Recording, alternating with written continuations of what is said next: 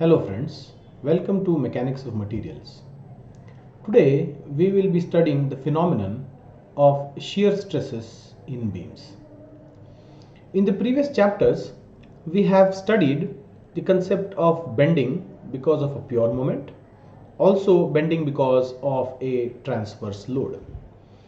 The effect that we have studied is the creation of normal stress because of the bending. When a force is applied, like shown in this particular beam, it creates bending, and because of the bending, on the top tensile stresses would be created, and on the bottom compressive stresses would be created. These stresses are normal stresses. That means they are perpendicular to the plane of the surface. However, there is another phenomenon which works parallelly when a vertical load is applied to a beam. The beam faces shear stresses, and today we will study how those shear stresses get developed and how to go ahead and calculate their magnitude. So let us look at this type of a beam. This is a cantilever beam. However, for the purpose of illustration, we have fixed multiple planks together and created a beam. When multiple planks are created, obviously the interface is not very tightly bound. Here you can see the interface of that beam is not tightly bound. Now, when a vertical load is applied, as shown here, vertical load of P, then the beam deformed as seen in the diagram. Please note one thing very carefully is that this particular area of the beam does not have all the edges aligned as they were before. You see that the edges have protruded out at different lengths, and this is happening only because of the existence of a shear force in the beam. So we want to calculate this magnitude of shear force and also the magnitude of the shear stress because of this shear force. Above here we have a element that we have taken out from this beam. This element shows what are the type of stresses. Here is sigma x. So sigma x exists in the x direction. Okay, so the standard x direction that we have studied. Along with it, now we have the tau xy and tau yx. Now these shear stresses occur at the same time.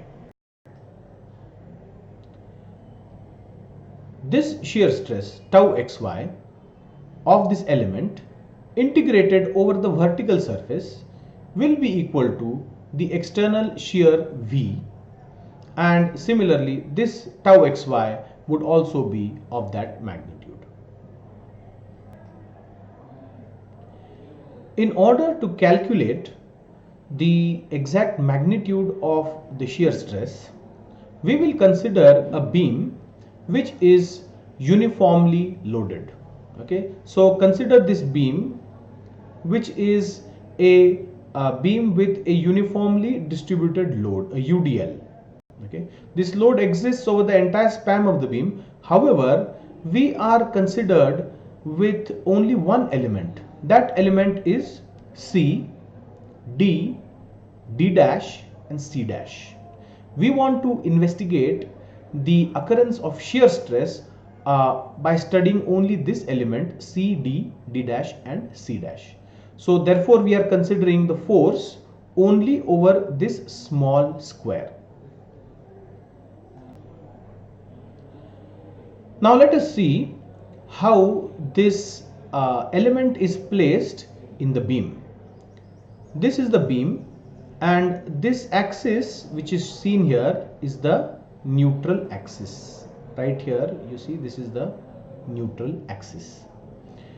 The distance C is the distance of the extreme fiber from the neutral axis, the same as we have studied for the case of bending of beams. Next, this element CD, D dash, C dash is having the top surface exposed to the free air. this element has the top surface exposed to the free air and has a certain depth below the surface. This face C dash and D dash is at a height y1 from the neutral axis. Here you can see this is the distance y1, which is the distance of the face C dash D dash from the neutral axis.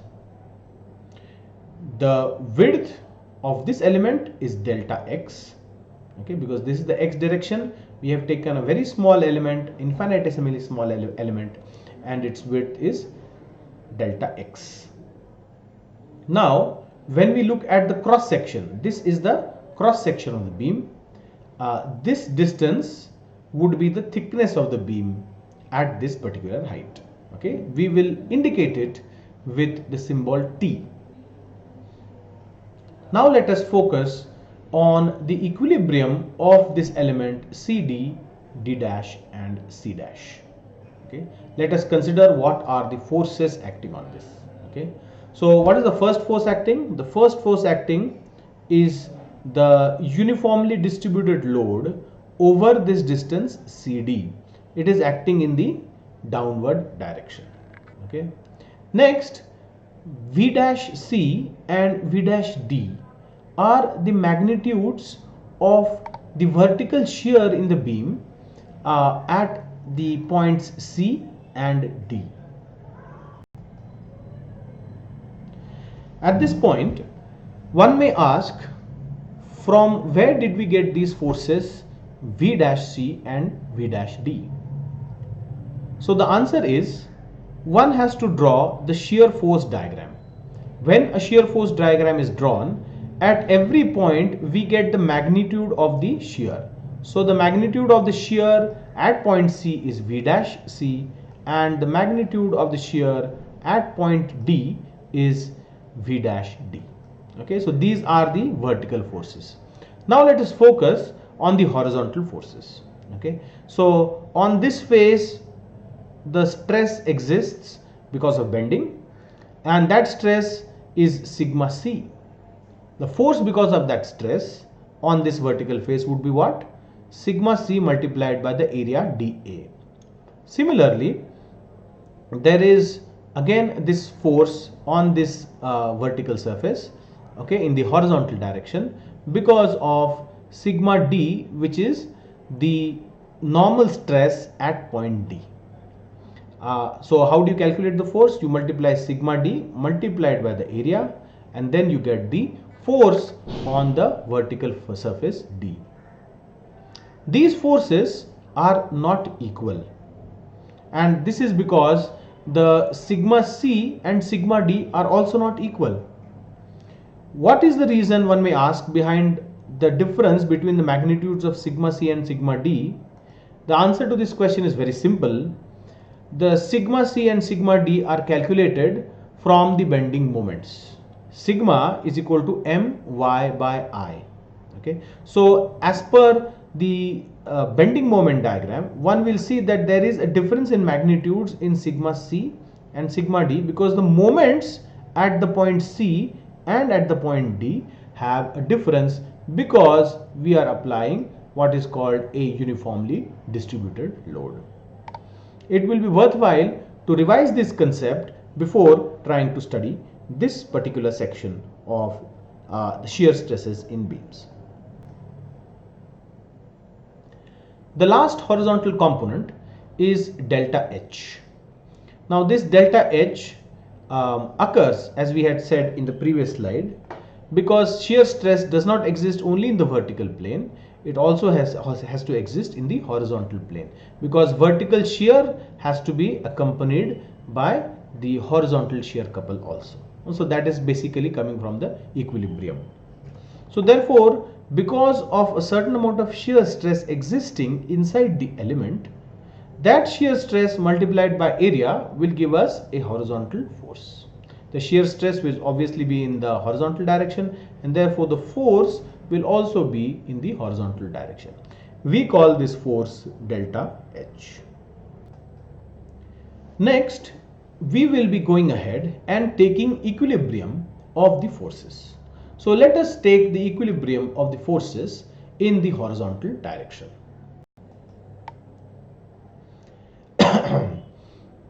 Here are the equations in the horizontal direction. We take sigma fx equal to 0 and this arrow points the direction for the positive side. Okay, so delta h is the first term. Let us see, delta h is in the positive direction, so it gets a plus sign. Okay, so that is the first sign. Then plus integral sigma d minus sigma c dA is equal to 0. Now let us try to understand what this especially means. The force sigma d multiplied by dA acts in the negative direction, and the force sigma c dA acts in the positive direction. So therefore there is a difference between these two forces. So the difference between these two forces would be sigma d dA minus sigma c dA. Hence the difference of the stresses sigma d minus sigma c multiplied by dA would be the net horizontal force. Now it is worthwhile considering that we do not know the sign of this. It may be that the force sigma d dA may be higher than sigma c dA, or it may be the otherwise also. Sigma c dA may be greater than sigma d into dA.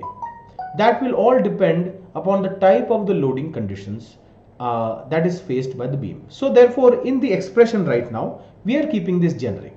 So therefore the horizontal equilibrium has delta h plus integral sigma d minus sigma c dA is equal to 0. Now let us recollect from the previous section that the bending stress is equal to m y divided by I, where m is the bending moment at that section, y is distance from the neutral fiber, and I is the area moment of inertia. Okay, so when we substitute this value, delta h becomes md minus mc by I integral of y dA. Please understand, md and mc and I are outside the integral because it is constant. However, y varies and therefore it will come inside the integral sign. Please note that this integral y dA is for the shaded area.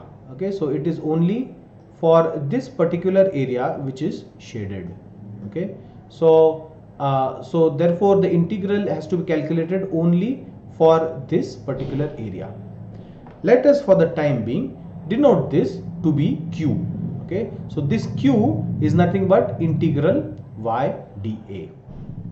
Going ahead, md minus mc can be denoted as delta m, and we can say that delta m is equal to dm by dx into delta x, where dm by dx is the rate of change of moment with respect to distance.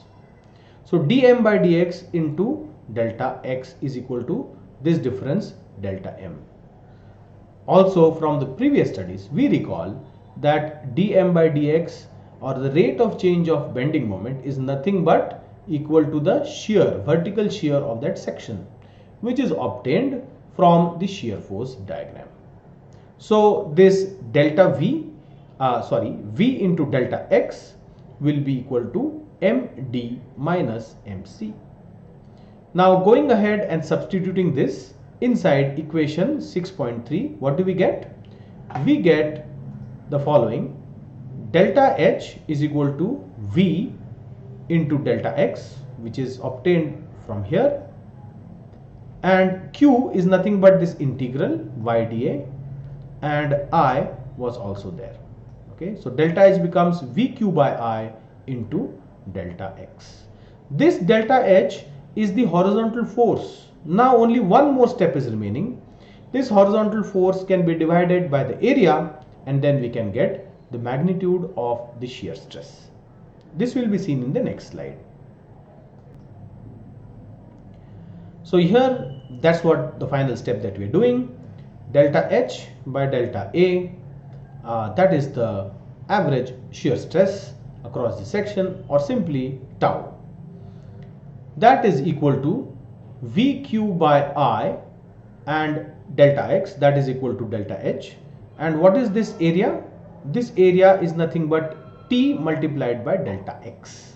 Okay, so T is nothing but this distance that is shown here, that's the width of the beam, and delta X is the small elemental distance that we had taken in the previous diagram. Okay, so just for revision, this is your delta X. So this delta X multiplied by this T will give you the cross sectional area of this particular face. Okay, so it will give you this particular area right here. Okay, so so delta H also acts on this area, divided by this entire area would give you nothing but the shear stress. Okay, so delta X gets cancelled from this equation, and we get tau average is equal to VQ by IT. In the next section, we will take one solved examples which will help us understand how to deal with problems and how to calculate shear stress in the entire cross section of the beam. Thank you.